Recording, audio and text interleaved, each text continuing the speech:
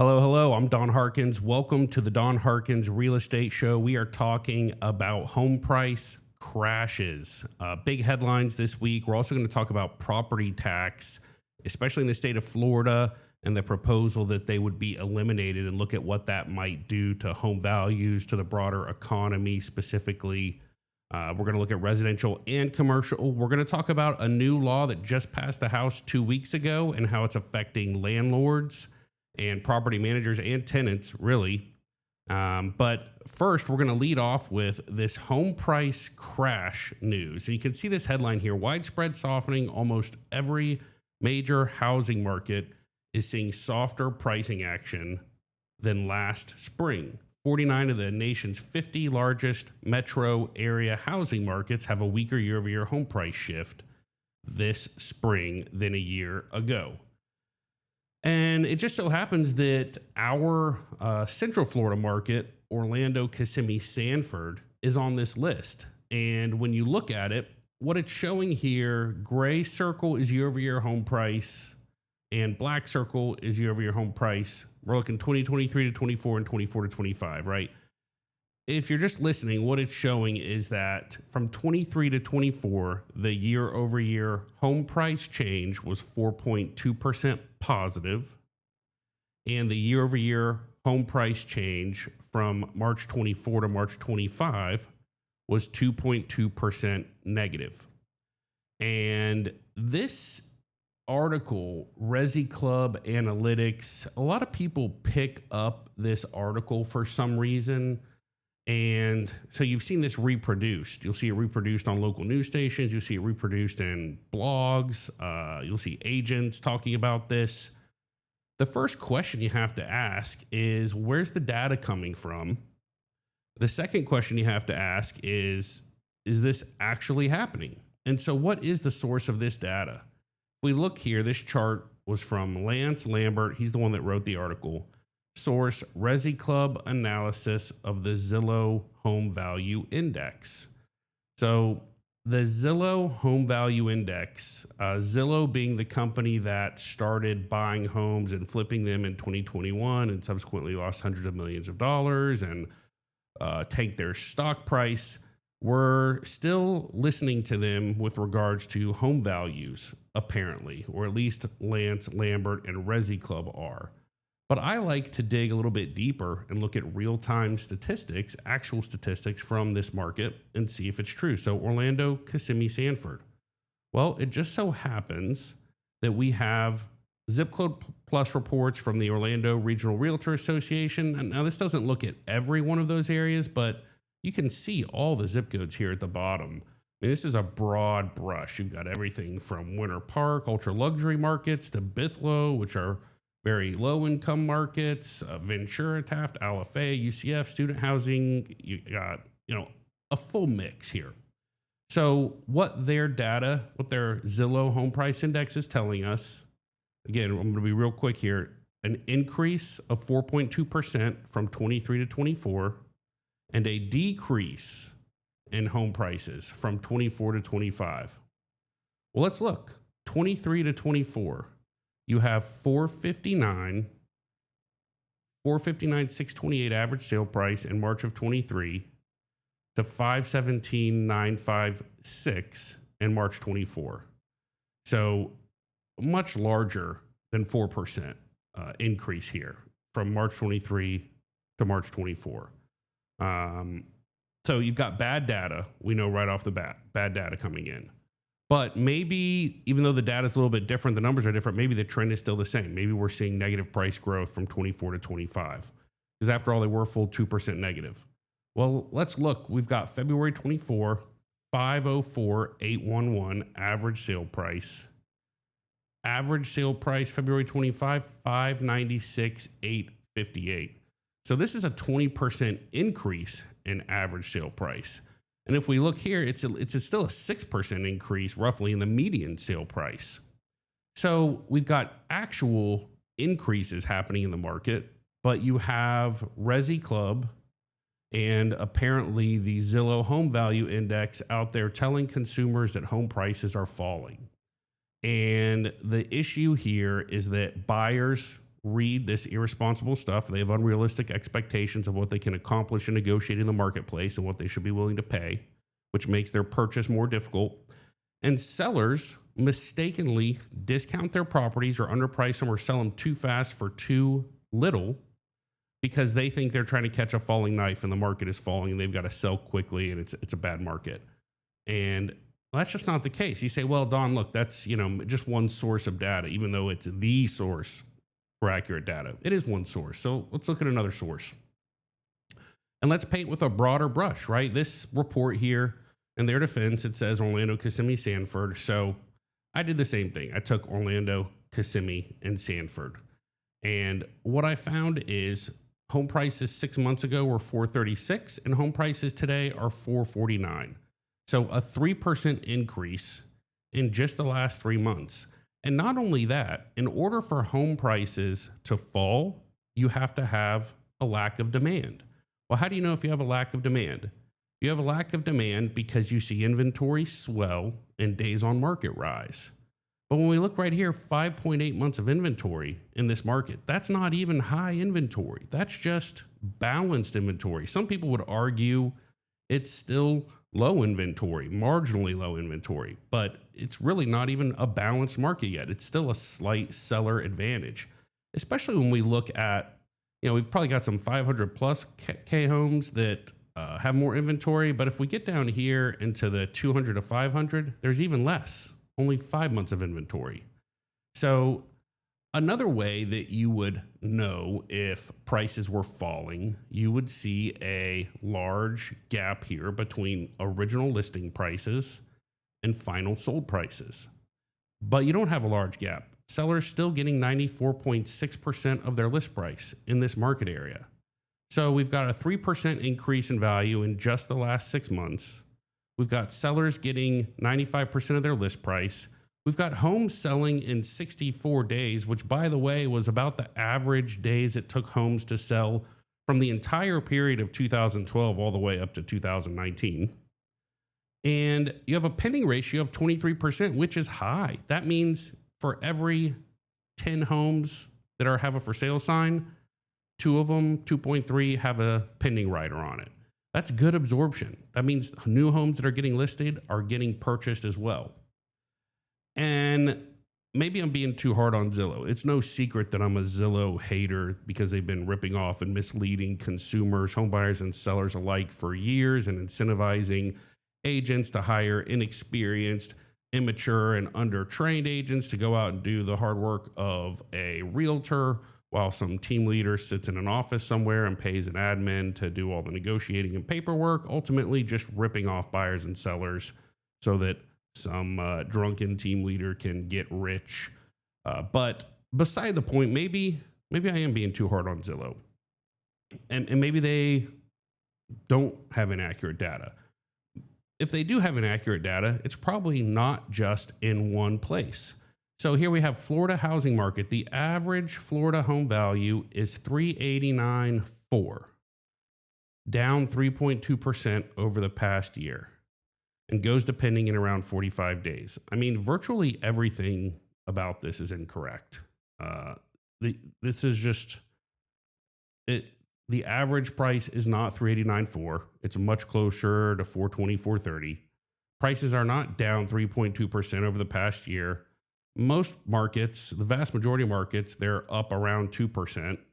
And homes are not going pending in around 45 days. They're going pending in around 60 days in most markets, right? I don't just work in the Central Florida market. I work throughout the Space Coast as well. We sell houses in Tampa, Hillsborough County all the time. This is just flat out inaccurate. But look, maybe I'm wrong. Maybe I am just a hater. Is there anywhere else where Zillow's got inaccurate data? Well, let's look at this house here, 679.9. You can see this house is on the water. It's on a canal.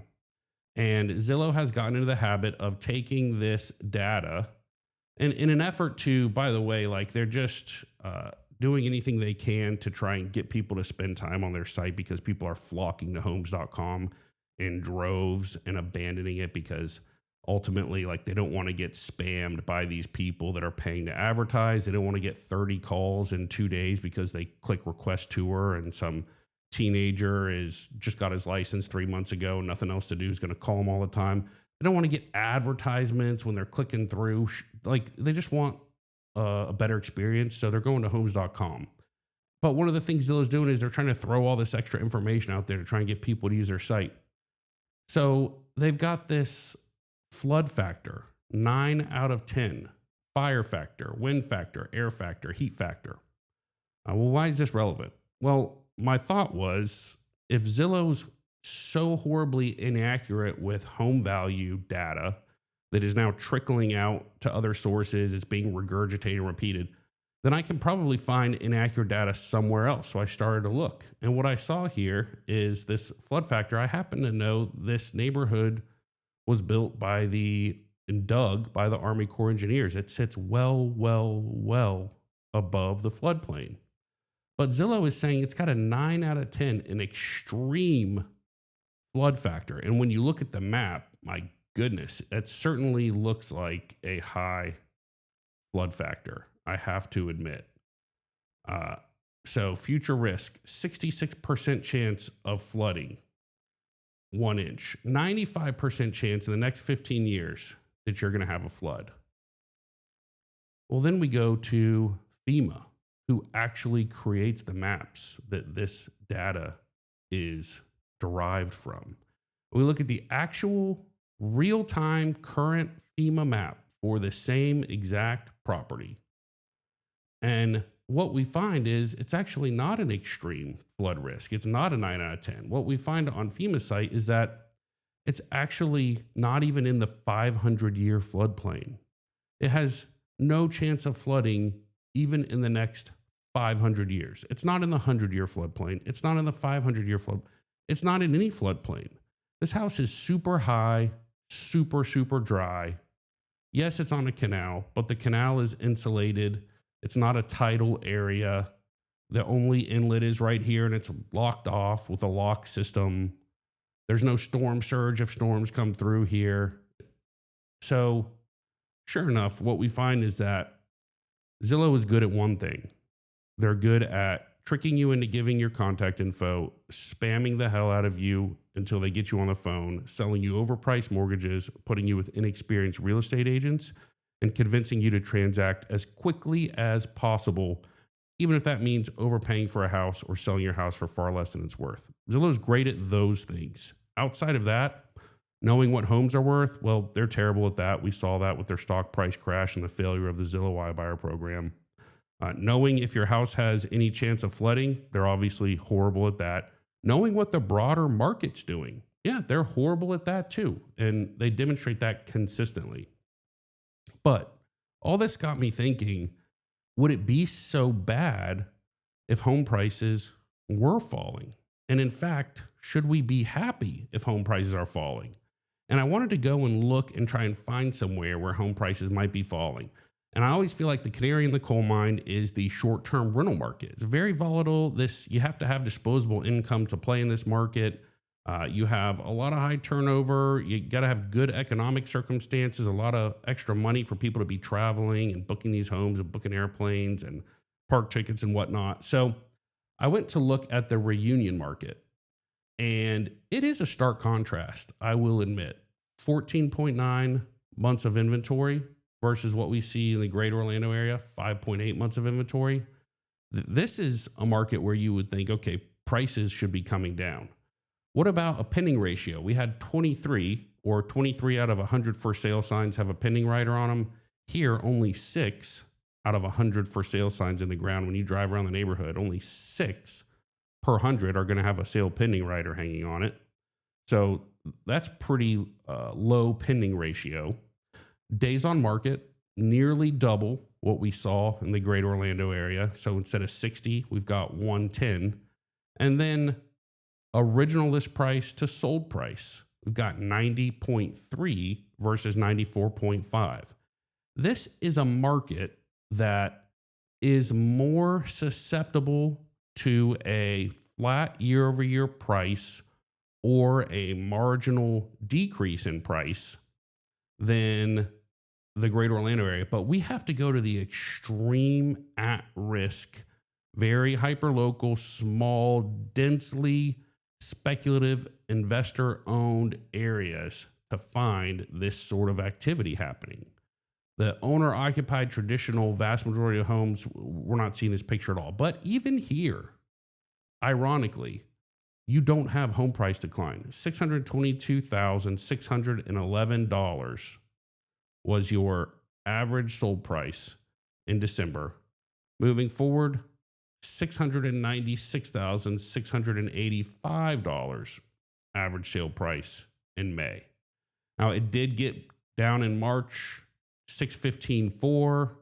You got to 560, 467 in January. Ironically, January 13th, that's when interest rates peaked at 7.5%. I mean, this market is going to be volatile, but there's opportunity here. And I think you should be looking to buy in this neighborhood right now. I think you should be looking to purchase homes in Reunion, and I'm going to show you why. I'm going to make a compelling argument for why. Temperament that when others are fearful, you're going to get scared yourself.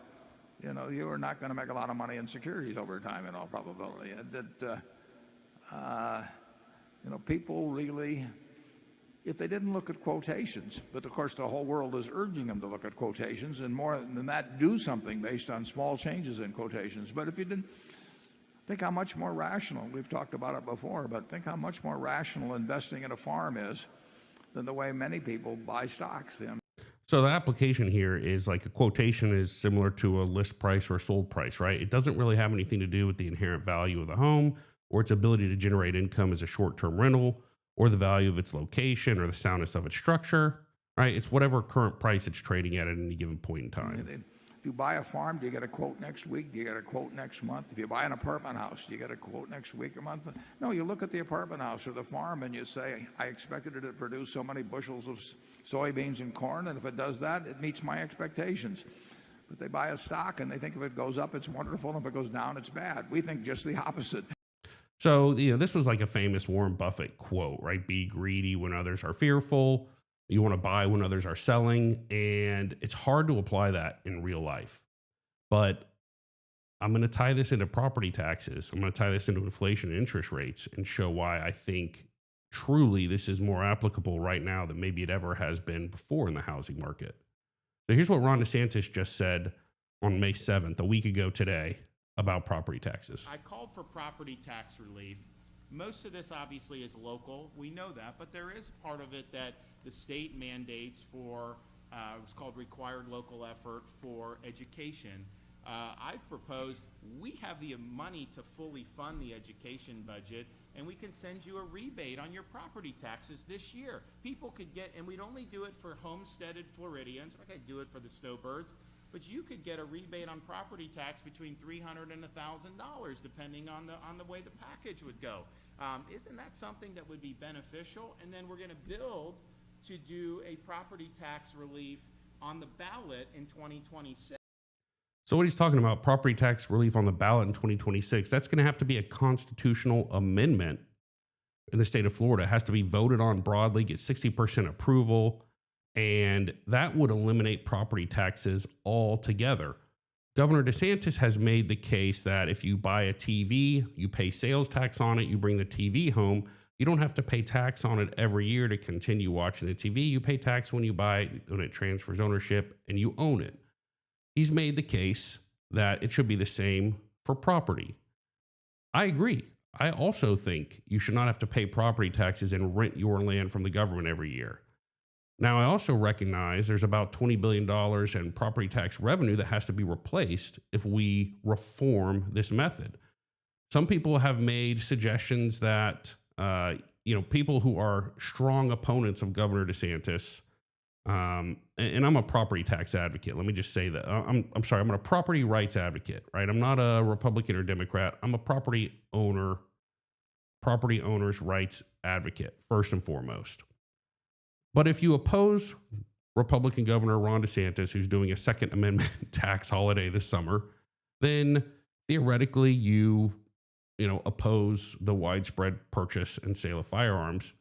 Some people have said, well, you could replace property taxes by increasing the tax on firearms. Other people have said tax liquor and tax marijuana sales. And other people have said tax funds that are going overseas and leaving the country. Other people have said increased transfer taxes when you purchase one time. Long story short, there's a variety of different strategies and ideas for how you would replace revenue from property taxes. But regardless of how that shakes out and gets done and that revenue gets replaced, surely we wind up with a system that's better than requiring somebody who buys a piece of land, especially when you look at the exponential increase in taxes that happens when you bought a piece of property in 1974 and you lived in it for 50 years and now you're 85 years old and you're on fixed income and reduced income and your property taxes keep going up every single year, even though you paid your house off 25 years ago. This is just, it makes no sense at all. I mean, it makes no sense whatsoever. So let's assume that this is going to pass in Florida. I would think it's going to pass. I would think it's going to be very popular. It's going to be a very contentious debate about how you replace the revenue. But you look here, Governor DeSantis proposes eliminating property taxes in Florida, asking legislators to redirect $5 billion in proposed sales tax for property tax relief for this year, and then wants a constitutional amendment in November of 2026. Why? I'm tying this back to why should you buy a house in a market where you've got high days on market, extreme high inventory, flat or marginal price growth, huge gaps between original list price and final sale prices? Why should you go out and buy a house in a market like that today? Well, two reasons. First reason is the potential for property tax elimination, and that's impact on home values. Second reason is the interest rate and inflation and what inflation's been doing. So if we look at this headline, I'm going to jump ahead real quick to the mortgage section. April inflation lower than expected, right? Annual increase of 2.3%, the CPI. It would have been lower. A big piece of that was owner's equivalent rent. That actually made up about 2/3 of the figure, and that's a self-reported number. It's basically like, what do people self-report the cost of owning their home is? So that skewed the number even higher than it probably should have been. But what we're seeing is consistent month over month and year over year decreases to inflation. And this chart right here, you can see orange is tracking inflation, right? So here we are tracking inflation. And this is showing you the relationship between the 30-year fixed mortgage rate in the red and inflation in the orange. And so people say, you know, well, our mortgage rate's coming down. When our mortgage rate's going to come down? If this happens, that happens. The only reason mortgage interest rates come down is inflation comes down. That's it. That's it, period. Mortgage rates are 100% directly tied to inflation. Without inflation coming down, mortgage rates don't come down. But you can see the consistency here that as inflation in orange falls, 30-year fixed rates fall. And then as inflation rises, you've got 30-year fixed rates rising. And so what we've seen here is this dramatic increase, which, by the way, represents about the same size and pace of the increase that we saw in the late 1970s. And you see the corresponding drop in inflation that ultimately dragged rates back down, although they were a lot stickier and harder to get down at the time. But what we're going to look at is the compounding effect of the potential of having property taxes eliminated and inflation, and specifically the 30-year fixed mortgage rate coming down at the same time, and what that would do to property values. Even if you bought in a market like Reunion right now, where you went out and bought something, you offered 10% under asking price, seller took it, you're worried maybe I paid too much. Well, let's look first, just really quickly here, at the property tax piece, right? And so we're talking about mortgages, so we're going to switch over to our mortgage screen here. And ultimately, we're comparing a $500,000 house, just for apples to apples, make quick, easy math. We're assuming a 6.5% average interest rate. Some people are getting higher, some people are getting lower right now, but this is, for discussion purposes, in the ballpark. If you had a $500,000 loan That would be $3,160 principal and interest.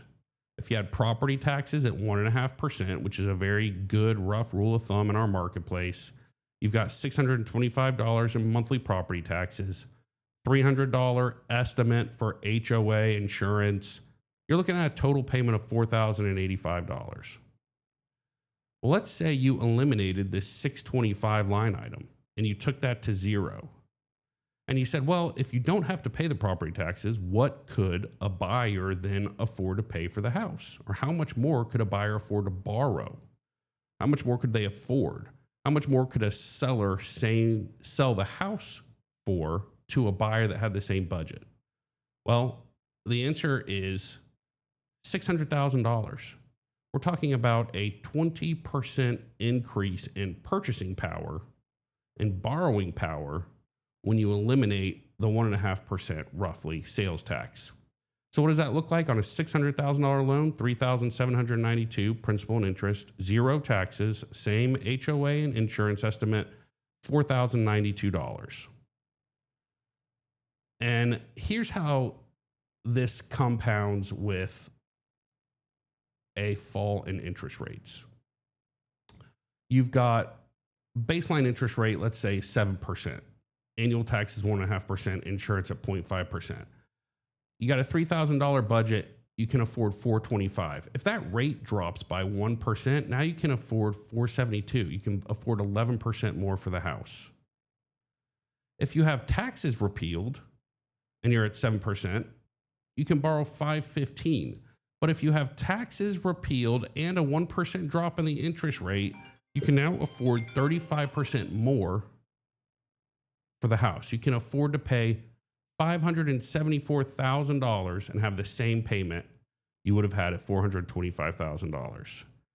Key takeaway here, the same buyer with the same income can now offer $100,000 more because the payment ceiling hasn't changed, but the ingredients of the payment got cheaper. And we're going to break that down a little bit more. Why does that happen? Well, renters are already thinking in monthly terms, right? They pay rent monthly. And future resale value is an abstract concept to home buyers. Home buyers aren't thinking 15 years down the road. They're thinking, what can I afford today? And these online calculators and lender pre-approvals, they don't talk in terms of home value and sale price. They talk in terms of budget, what you can afford. So when taxes, insurance, and interest rates fall, buyers recalibrate what they can afford and bidding power rises. And the demand curve shifts, right? There's more buyers now that qualify at every price tier across the market. Supply lags, sellers recognize stronger offers, and they raise their asking prices. And so this is why periods falling mortgage rates post-tax cuts are followed by rapid price appreciation, even though the buyer's monthly out-of-pocket stays roughly the same, right? And that's why we saw in COVID when the interest rate went from basically 6% to 2.5% in an 18-month period, we saw 25% price appreciation in a single year. So talking about this a little bit more, I feel like this really explains it the best. Home buyers are payment shoppers. They're not price shoppers. They're not value shoppers. They're payment shoppers. So if you lower any recurring cost, like interest, property tax, or even insurance, right? If we can get a handle on this insurance stuff in the state of Florida, which we're working on it, that's going to be great for home values, great for homeowners, great for property owners. Lower any recurring cost and the purchasing power per monthly dollar rises. So sellers sensing deeper demand, more buyers qualifying, more showings, more offers, they capture that new capacity in higher sale prices until the payment savings offsets. And so the house is being sold for the same payment, but ultimately it's sold at a higher price.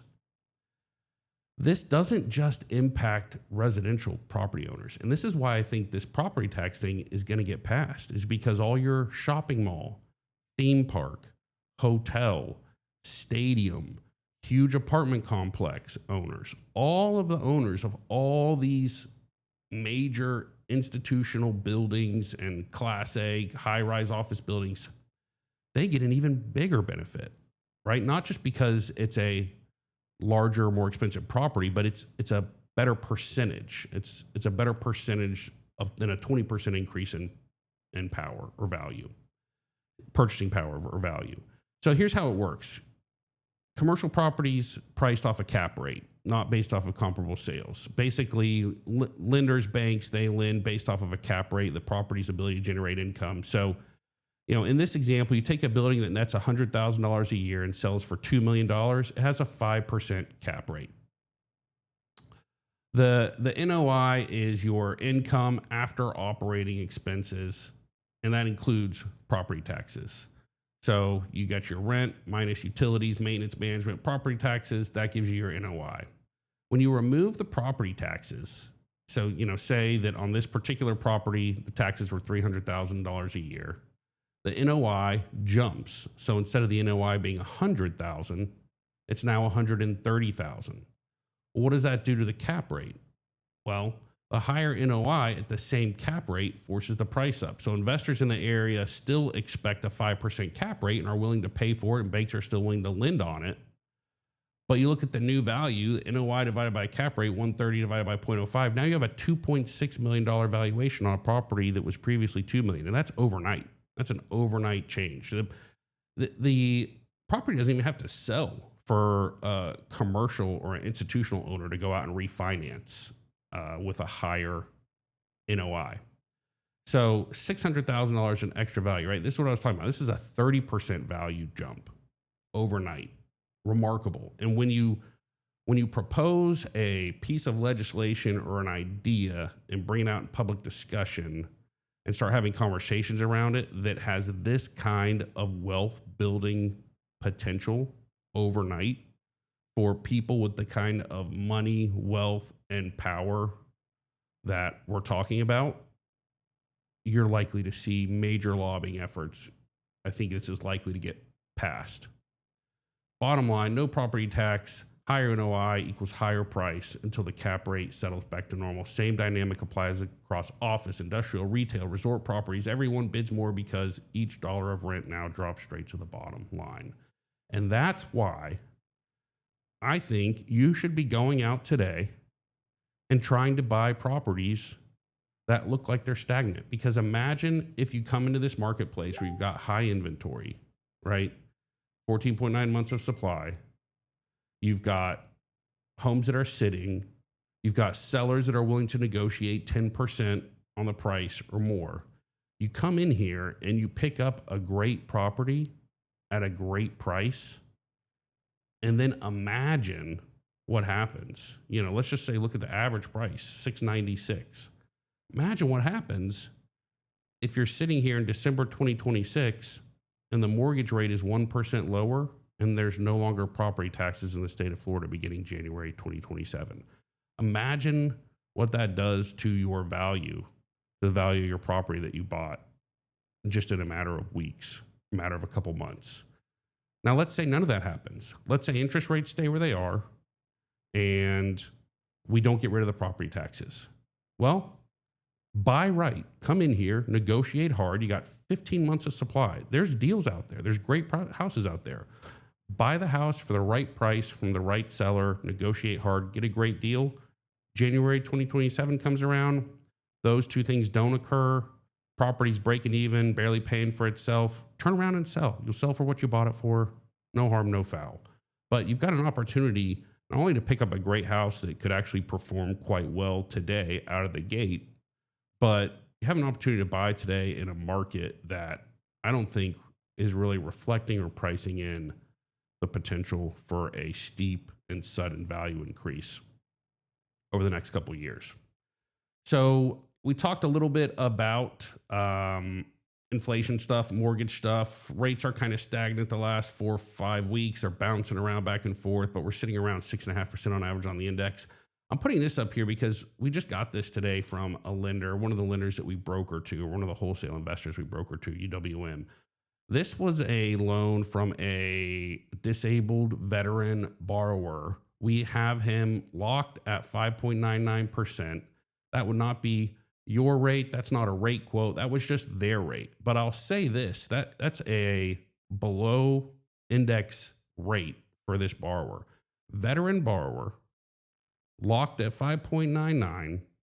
We get an approval on that person's mortgage in 1 day. And you see these companies that prey on veterans with their marketing. It's all American flags and soldiers on TV, and they're showing up at all the bases and going to the trade shows. These people are not getting 1 day approvals for veterans. These people are not putting veterans in homes and in mortgages at the rates that we are and at the low cost that we are.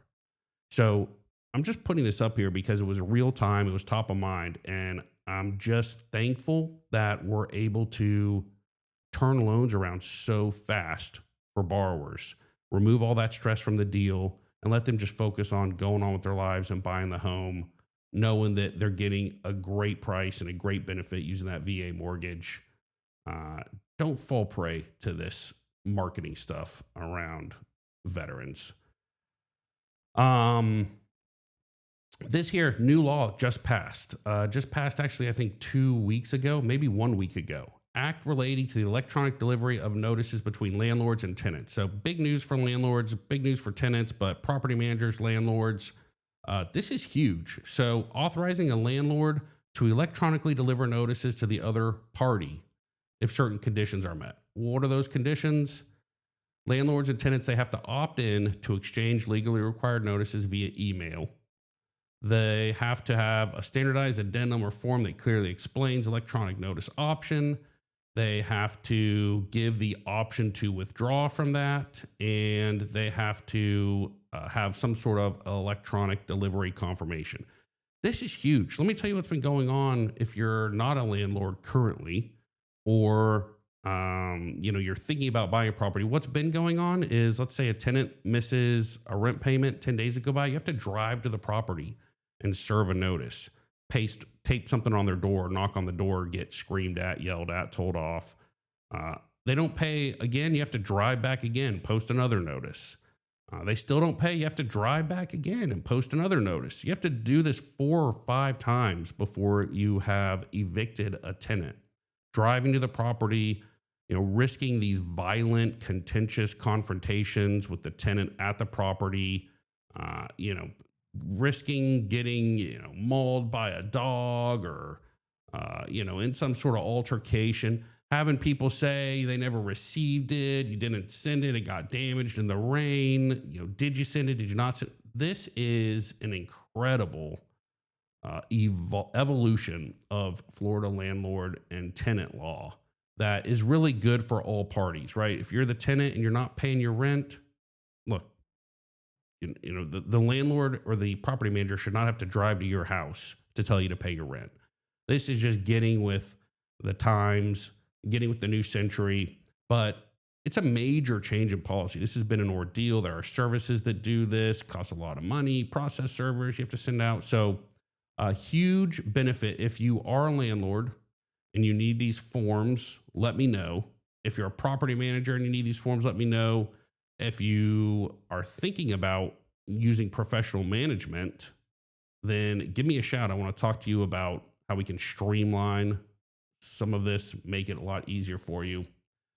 And then finally, property management, rental showings. This is just a company outsourcing, showing the properties that they have under management. I mean, imagine you hire someone to manage your property, tenant moves out, it's listed for rent, and then the person that you've hired to manage the property when it's vacant is not even showing up and showing the property. I mean, it's unbelievable. So just be careful who you hire out there. This was a little bit long, but I hope it was informative. Again, I'm Don Harkins with Don Harkins Realty, Don Harkins Mortgage Team, and Sea Dog Property Management. We represent buyers, sellers, and borrowers, landlords, and tenants throughout Central Florida and the Space Coast. We'd love to have a conversation with you if we can help you with anything, and have a great day.